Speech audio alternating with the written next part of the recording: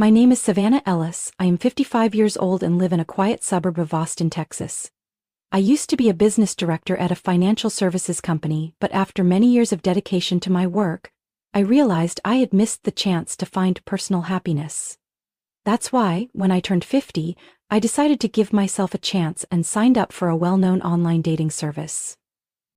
I have to admit, the first dates didn't give me much hope. I met all kinds of people, show-offs, men who only cared about looks, until I met Ethan Carter. Ethan is 3 years older than me and works in real estate. From the very first conversation on a video call, I was drawn in by his warm, deep voice and gentle smile.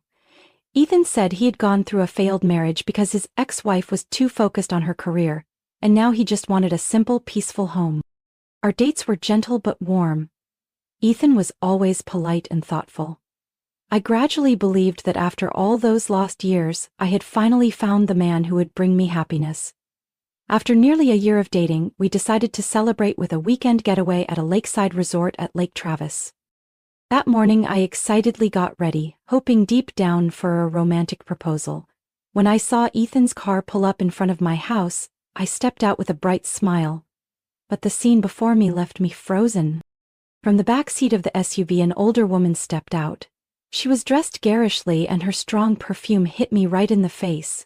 Beside her was a girl about 9 or 10 years old clutching a handheld gaming device, not even bothering to look up at me. I looked at Ethan, my voice trembling. "Ethan, who is this?" He smiled as if nothing serious had happened.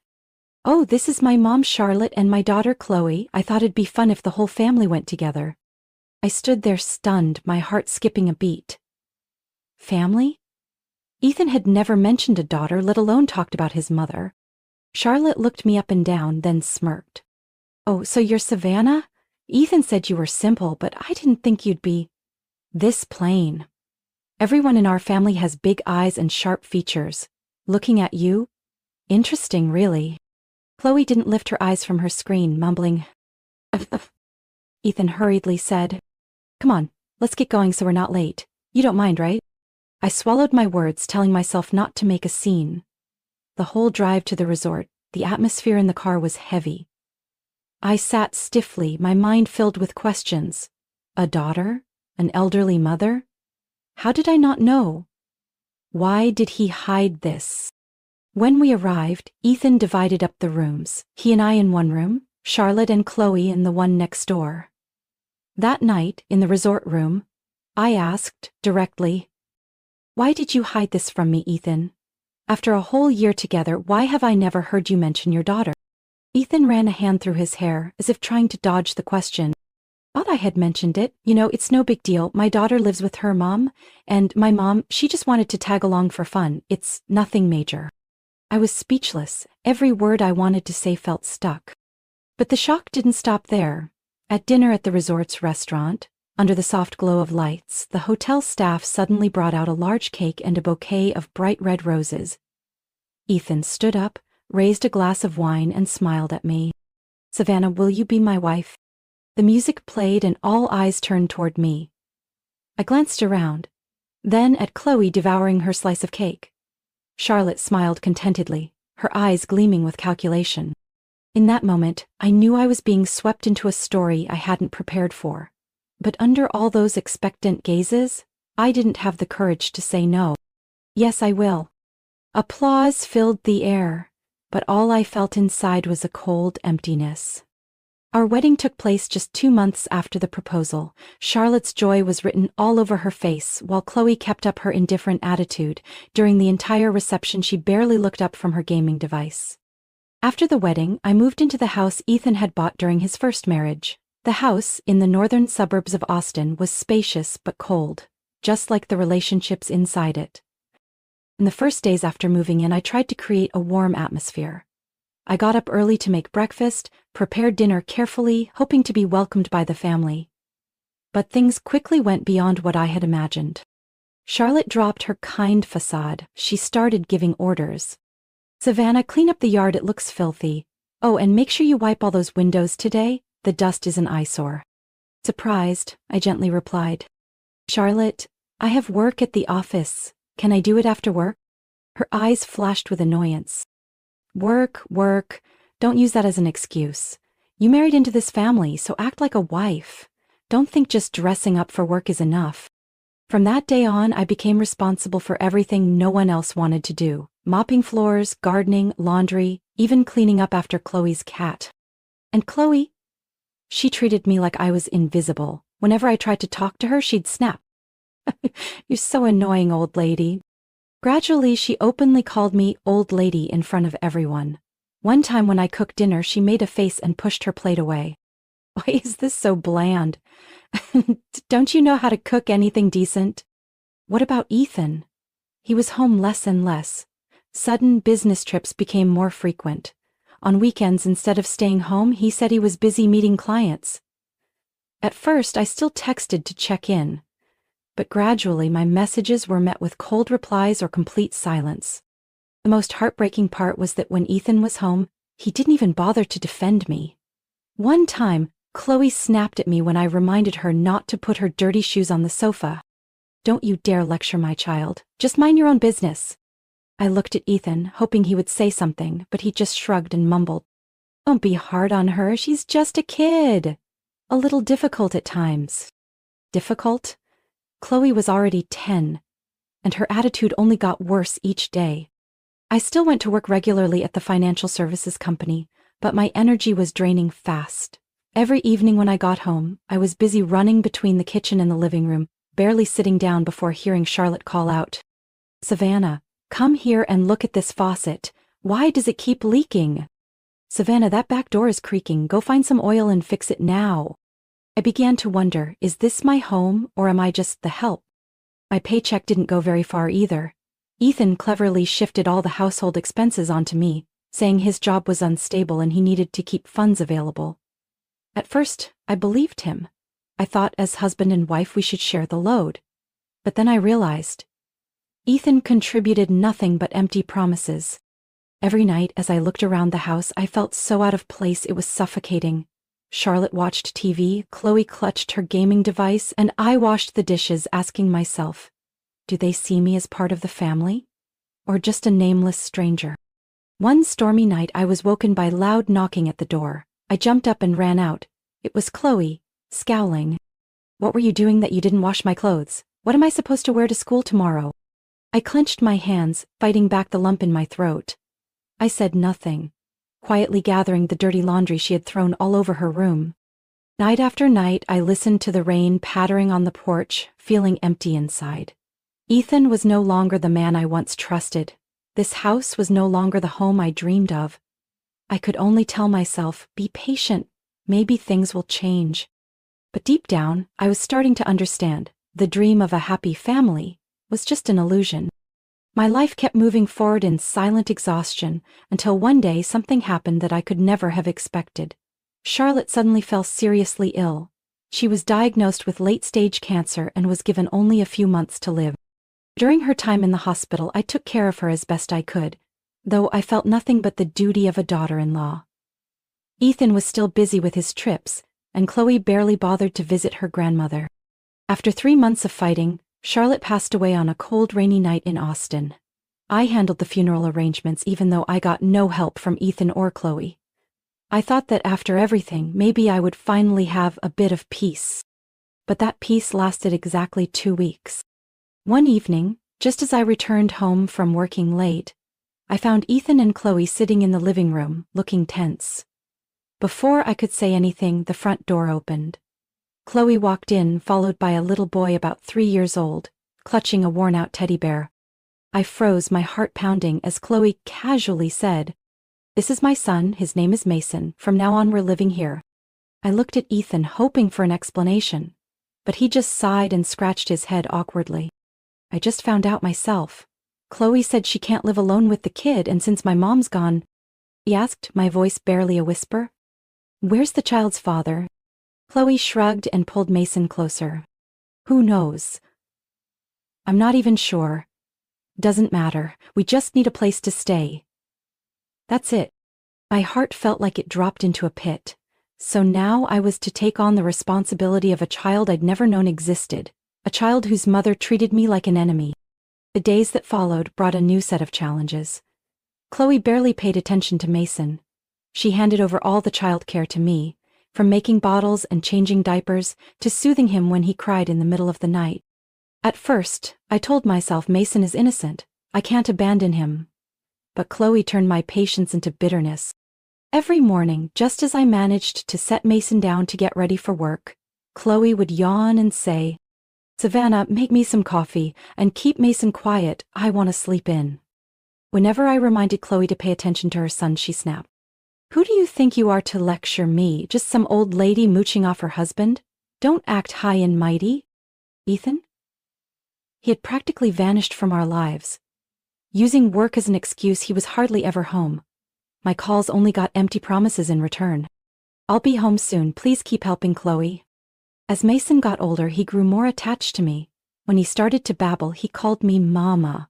The first time I heard it, I nearly cried, but that joy was quickly crushed. Chloe screamed at the top of her lungs when she heard it. "Shut up, she's not your mother, do you hear me? Savannah is just some old lady, nothing more." From then on, Chloe completely forbade me from getting close to Mason, but whenever he cried for me, she'd shove him at me, annoyed. "Make him stop, he's so annoying." I was exhausted physically and mentally. Work at the company was already stressful, and now every night I was up with Mason, then tried to hide my dark circles under a thin layer of makeup the next morning. Chloe never changed. Every chance she got, she insulted and belittled me in front of Mason. I lost count of how many times the boy heard his mother say, "Don't be like that useless old woman, Mason. Don't grow up to be like her." Deep down, I didn't blame Mason. I felt sorry for him and for myself, trapped in this house. There were nights I sat alone by the window, staring at the distant streetlights, asking myself, is this how my life will always be? Is there a way out? I didn't have an answer, but somewhere inside a thought began to form. A thought that, for the first time in years, didn't fill me with fear. In the months that followed, I lived like a shadow in the house I paid the mortgage for. The older Mason got, the more attached he became to me, but his love became an excuse for Chloe's cruelty. Whenever Mason ran to hug my legs, Chloe would shout, "Mason, don't touch her!" His innocent eyes would look up at his mother, then at me, confused. My heart ached, but I no longer had the strength to argue. Ethan? He was like a stranger now. He claimed work kept him busy, with longer trips, rarely coming home. When I texted to check in, he'd reply coldly, "I'm very busy, don't bother me." And eventually, even those short replies stopped coming. Household expenses? When bills were due, I quietly paid them. Ethan said nothing, and I no longer bothered reminding him. I watched my bank account shrink, month by month, knowing I was supporting a family that didn't see me as one of them. What hurt most was Mason. At 6, he had started school, and already his mother had planted contempt for me in his heart. I heard words that should never come from a child. "Savannah, ugly old lady, don't touch my stuff. You're just the maid, I don't need you to care about me." I didn't respond. I just quietly picked up the toys Mason had thrown everywhere, wiped the marks he had scribbled on the walls. Then one day, I couldn't take it anymore. That night, when the house was silent, I sat in the study, opened my laptop, and plugged in the small recorder I had been secretly using all those months. I named the folder Buried Truth. Inside were clear audio clips, Chloe's curses, Mason mimicking his mother's insults. I listened to each recording, my heart heavy yet strangely relieved. At last I had proof that I hadn't imagined or exaggerated what I had endured. From that night on, I patiently kept recording. Every time Chloe yelled, every cruel word Mason repeated, I saved it all. Each night, I edited the files, organized them by date. By day I kept working, kept paying the mortgage, kept running the house. But inside, a quiet fire began to burn. I stopped waiting for Ethan to change. I stopped hoping Chloe would understand. I knew only one thing. I had to escape this hell, no matter what it took. The worse Mason behaved, the bolder he got. He knew his mother never corrected him, so he felt free to disrespect me. One afternoon when I asked Mason to pick up the papers he'd thrown on the floor, he hurled the stack at my face and screamed, "Useless old woman, you have no right to boss me around." I stayed motionless, watching the papers drift down around me like falling leaves. Looking at Mason, I no longer saw the child I had once cradled at night. I saw someone raised on hatred and contempt. That night, I opened a new file and named it The Day Mason Threw the Papers. His angry, defiant voice rang out as I saved it with the others. And Ethan? He hadn't contributed a dime to the household in nearly a year. When I brought it up over the phone, he said coldly, "I'm struggling, you handle it. You earn money, don't you?" I set the phone down and looked in the mirror. A weary woman stared back at me, her hair streaked with gray. But her eyes no longer looked defeated. I knew the time to act was drawing near. One chilly fall evening, as the cold wind swept through Austin's empty streets, I had just come home from a late shift when the phone rang. The call was from a police officer. "Mrs. Savannah Ellis, we're sorry to inform you that your husband, Mr. Ethan Carter, died in a car accident in the suburbs. We need you to come identify him and handle the necessary paperwork." I couldn't move. The silence around me swallowed every sound. Ethan was gone? The next morning I went to the hospital in shock, feeling hollow inside. When I saw Ethan's face one last time, I didn't know what I felt. Sadness? Anger? Or maybe just relief. The police handed me Ethan's bag of personal belongings. Inside, his phone was still intact. Something compelled me to open it right there in the car, and after just a few swipes, the brutal truth appeared before my eyes.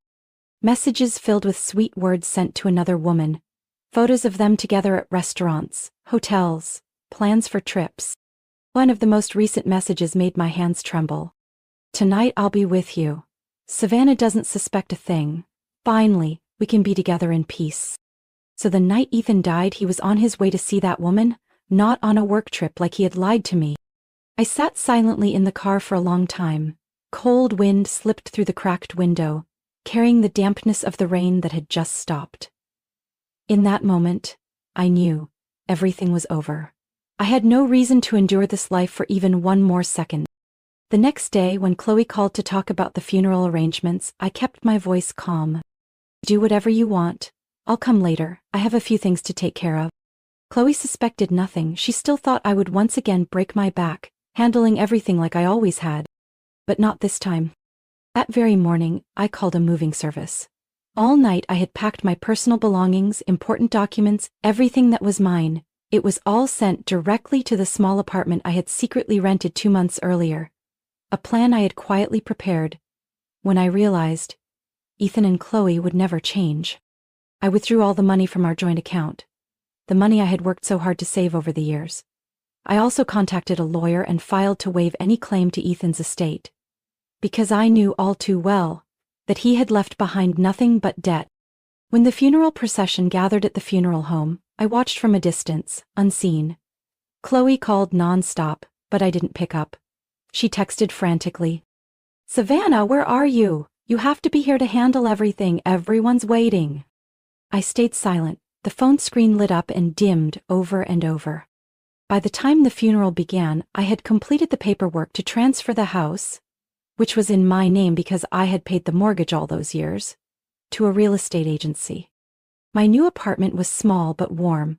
When I stepped inside, I felt an incredible sense of relief.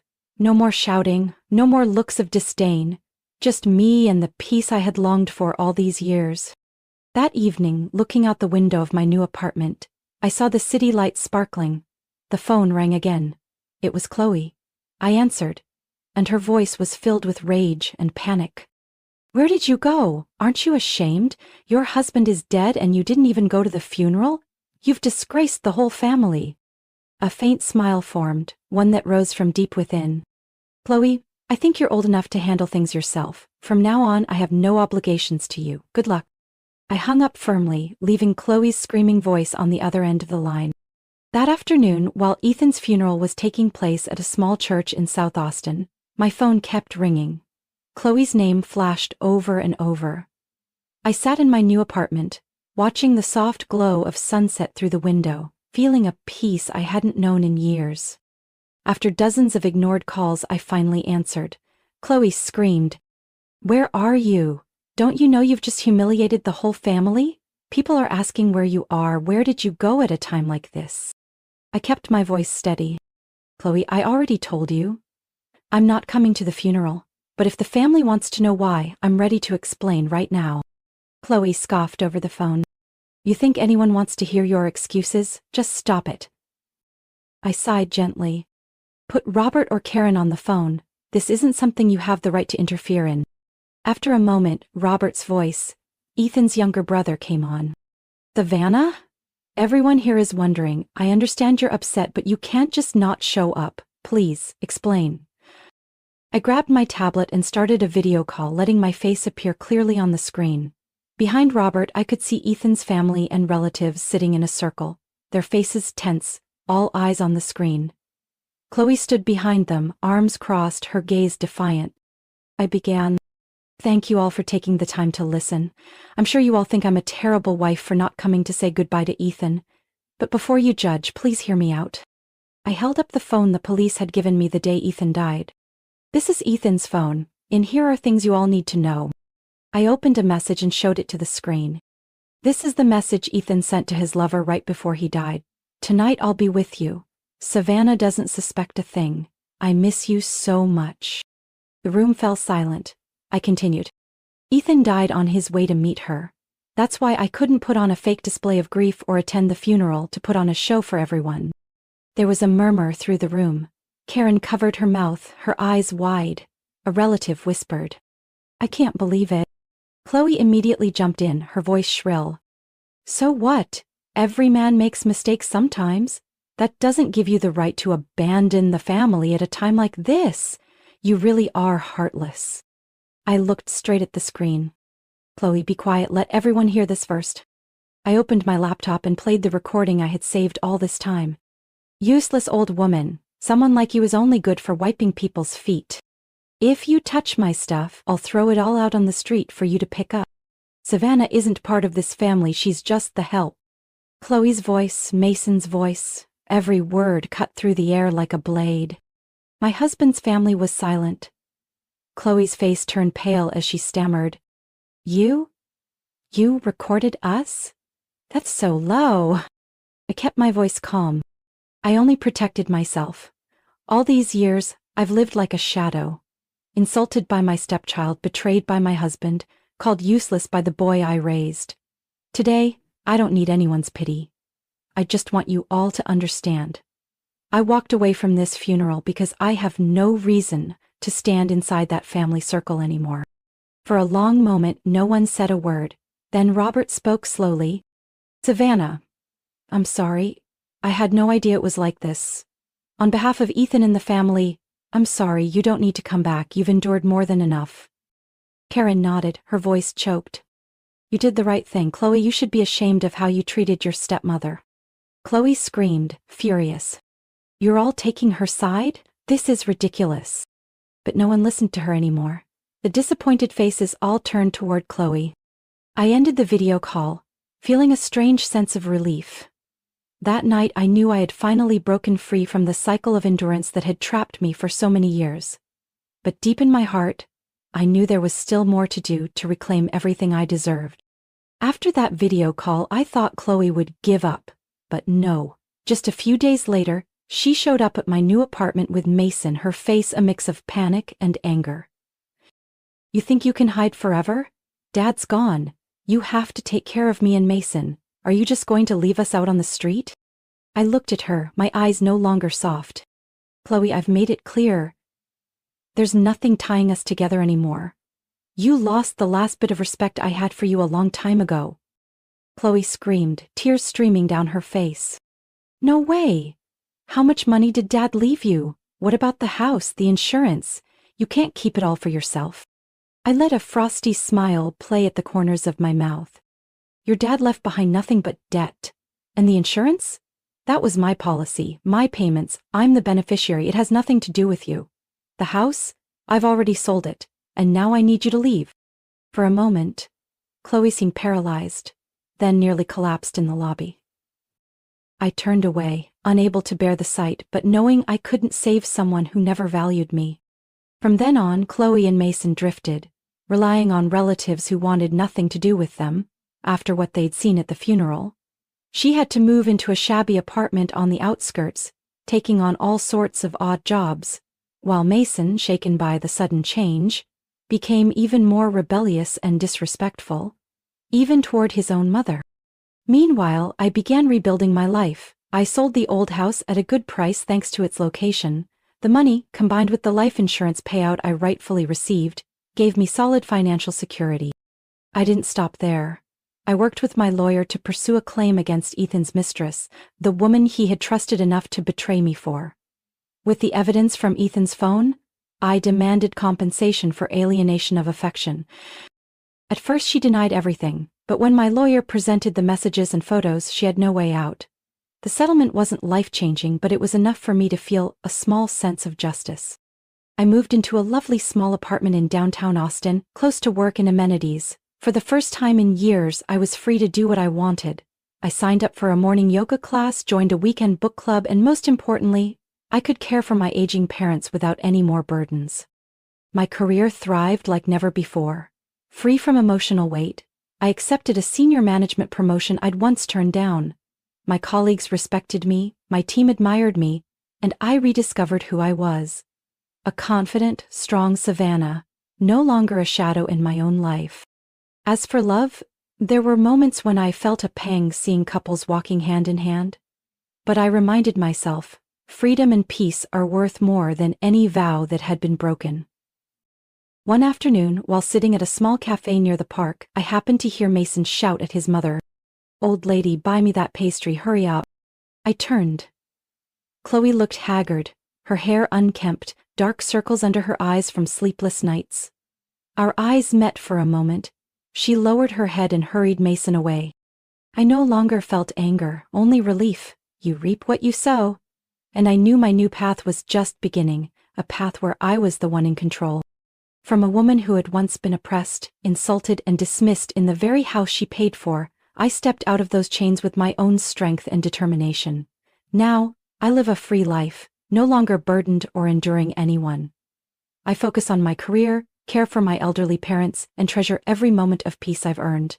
I understand that happiness doesn't come from anyone else. It comes from the courage to free yourself from what you don't deserve. What do you think about Savannah's journey? Did she choose the right path to reclaim her freedom? Leave your thoughts in the comments, and don't forget to follow the channel for more meaningful family stories.